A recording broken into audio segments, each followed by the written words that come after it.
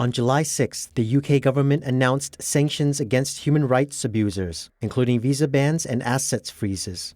It was the first time since leaving the European Union in January that Britain imposed its own sanctions for human rights violations.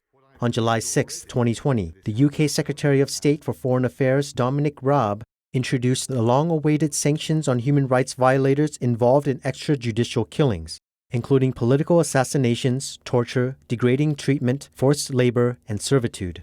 Today, this government and this House sends a very clear message on behalf of the British people that those with blood on their hands, the thugs of despots, the henchmen of dictators, will not be free to waltz into this country. And as we forge a dynamic new vision for a truly global Britain, this government is absolutely committed to the United Kingdom being an even stronger force for good in the world. In 2012, the United States passed the Global Magnitsky Human Rights Accountability Act, which authorized the U.S. government to impose sanctions against human rights offenders and corruptions around the world.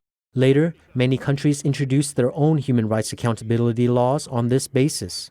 The UK is imposing sanctions on 49 people and organizations behind the most notorious human rights abuses of recent years. The UK law authorizes the British government to prevent sanctioned individuals from entering the country, channeling money through British banks, or profiting from the UK economy. The pandemic caused by the CCP's cover-up has hit all parts of the world. Britain's economy shrank by a quarter over March and April as entire sectors were shuttered by the coronavirus lockdown.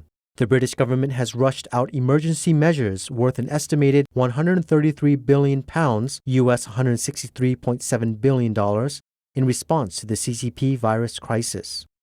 In violation of the Sino-British Joint Declaration, the CCP passed the Hong Kong Security Law, which has allowed the international community to see the true nature of the CCP, thereby prompting countries to reposition their bilateral relations with China. Following the United States, Australia, and Canada, Britain's counterattack toward the CCP has become increasingly clear. Prime Minister Boris Johnson has asked officials to make plans to reduce China's involvement in British infrastructure to zero by 2023, Reuters reported. I'm also determined that the UK should not be in any way vulnerable to high-risk state vendors. So we'll have to think carefully about how we handle that. We'll have to come up with the right technological solutions, but also have to make sure that we continue to deliver the broadband that the UK needs. The Trump administration has determined that telecoms equipment giant Huawei Technologies is owned or controlled by the Chinese military, laying the groundwork for the new U.S. financial sanctions.